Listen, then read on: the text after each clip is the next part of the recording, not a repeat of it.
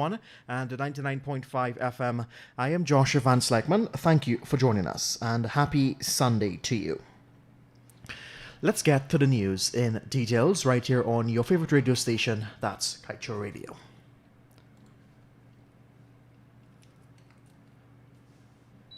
The contract that was signed in 2011 between Canada Oil Company Guyana, that's Canada Company Guyana, Goldfields Limited, and the Guyana government provides that all information and data to be had in pursuit of the project would be jointly owned by the parties and will be kept confidential. This provision not only obtains during the life of the agreement and mine's operation, but would hold effect for up to 2 years after the end of its time in Guyana under the agreement linked. Should any of the parties wish to share the information with a third party, it would also need the written consent of the other party to the contract before making any disclosures.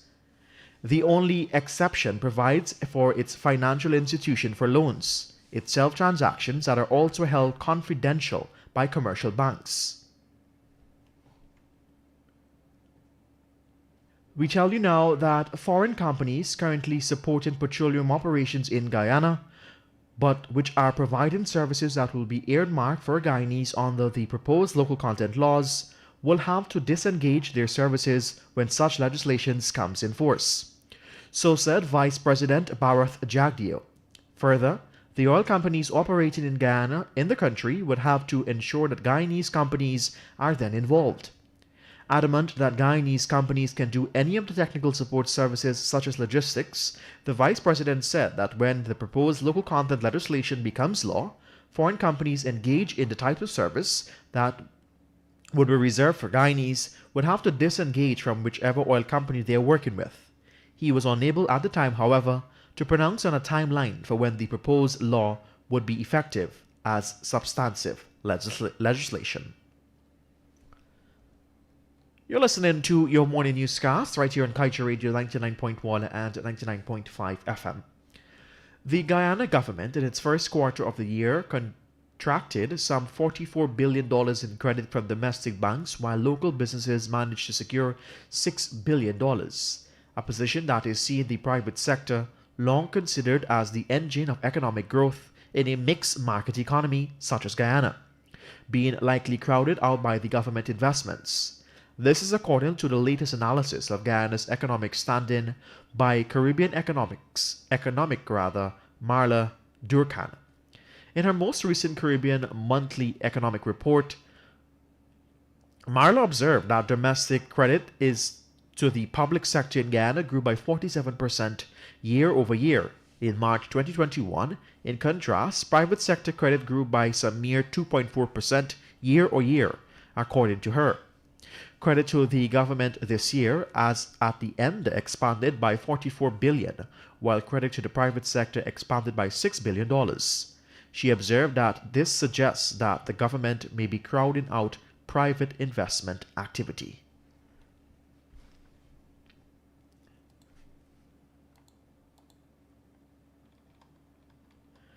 We tell you now in the landmark climate change case, the applicant tells the court that ExxonMobil oil project would emit billions of tons of greenhouse gases. Convicted ExxonMobil's Stabroek Block operation will lead to the emission of tons of greenhouse gases in the billions. 2 Guyanese have filed a landmark case in the Constitutional Court seeking a declaration that the said operation violates their right to a healthy environment. The first applicant, Dr. Troy Thomas, is a scientist at the a University of Ghana lecturer.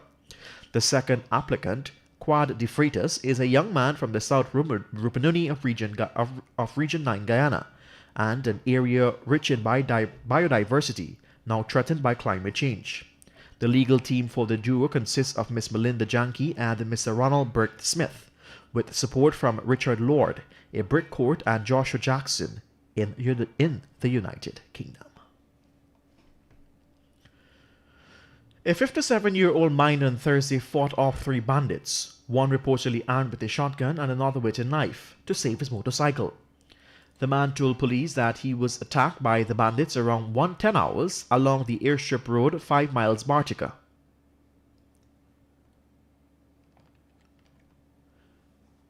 According to police, the minor was heading to work on his Gillian 110 motorcycle when he was stopped and approached by a lone male. Subsequently, another man armed with a knife emerged from the nearby bushes, and together they then demanded that he hand over his motorcycle. As they moved aggressively towards him, he recalled that a third individual armed with a shotgun and a suspected to be a foreign national joined the men as well. The minor decided to put up a fight and grabbed the bandit armed with a knife.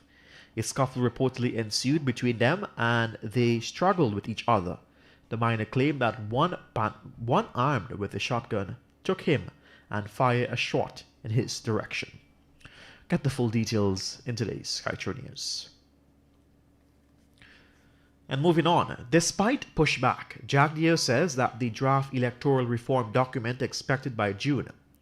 Despite criticism from the persons from political opposition and local human rights body over the International Republican Institute supported electoral reform initiative, Vice President Dr. Bharath Jagdeo has announced that the draft document will be ready by next month. Over the past weeks, the government had announced that it was partnering with the IRI through a United States-funded project to lay the foundations for the much-needed electoral reforms. We tell you now that a second suspect in the death of 10-year-old Anthony Court of Sophia was arrested on Friday at Tushen, East Bank Essequibo by police attached to the Lenora police station. Crime Chief Wendell Blanham confirmed that 29-year-old Kenrick Cozier of Ayfield, Sophia, Georgetown was arrested and taken to the Criminal Investigations Headquarters at Evelary, Georgetown, where he was placed in custody for the alleged crime. A 16-year-old who investigators said was their prime suspect for the murder of Kurt was remanded on the 19th of March 2021 to the Sophia Juvenile Holding Center. Court, who had resided at Packet Corner, Seafield, Sophia, Greater Georgetown, was shot in his chest and killed by bandits during a fatal home invasion and at his neighbor's home located 2 blocks away from their home on March 11, 2021. After filing lawsuits against 3 prominent companies, the government has announced a move to settle with the principal of Sevon's, Car Care and Courtney Benz Services. Vice President Dr. Bharath Jagdeo said that the government will not pursue the unsuspected businessmen, but the public officers who contracted the deal will be held liable.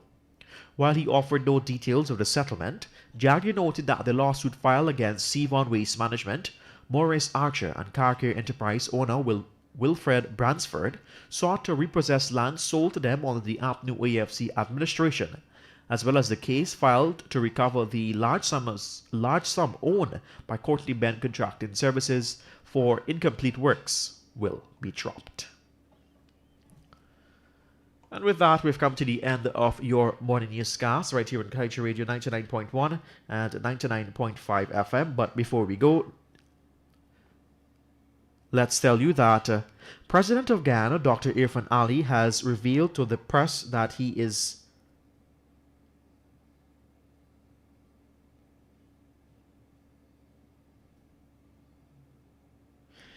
sorry about that. Just before I do beg your pardon, we now can turn our attention to page 7 of the Kaieteur News that is dedicated of being blunt. Guyana's economic fortunes are tied for good and or for bad to its fleeting oil and gas industry. This means that the person who has the say in that industry development needs to take the reality of that industry into consideration. Every meaningful indicator says that fossil fuel use is on the decline. We need an honest and clear assessment from government on what those indicators mean for this country's economic future. And that just about wraps things up here for our news package for this morning. Let me remind you that you can get the full details of these stories and much more by picking up a copy of the Kaieteur News at the newsstand near you, or head across to our website at kaieteurnewsonline.com. I'm Joshua Van Sleckman. Thank you for joining us.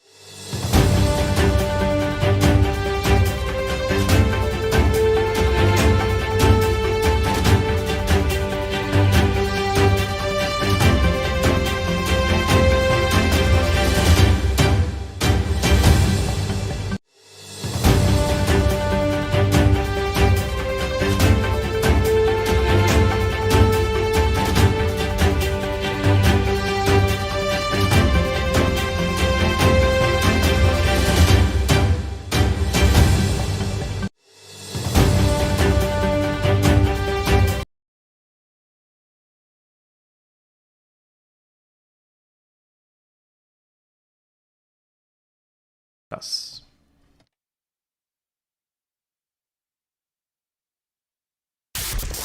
Kaieteur Radio. Covering Guyana from coast to coast. Demerara and Essequibo 99.1 FM. Berbice 99.5 FM. Kaieteur Radio.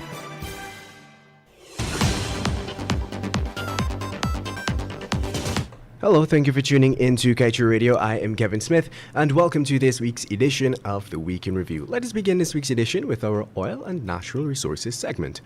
The EPA clarified that ESSO will not be recovering the $30 per ton charge, which it will be made to pay for flaring of carbon dioxide equivalent beyond May 13, 2021. The decision by the EPA to amend the LISA 1 permit issued to ESSO is tantamount to the government being accommodating of ExxonMobil's illegal actions or is complicit, so said former EPA head Dr. Vincent Adams. With the agency lacking the expertise to calculate the penalties, Dr. Adams argued that it would be left up to ExxonMobil to decide on the amount to be paid. We also reported that if the world is to achieve net zero emissions by 2050, then plans for new oil and gas projects must come to a halt and drillers must rely on existing assets from today. This was noted in a report by the International Energy Agency. International lawyer Melinda Janke alluded that this has potentially grave consequences for Guyana, economically and environmentally, if it does not heed the clear advice that has been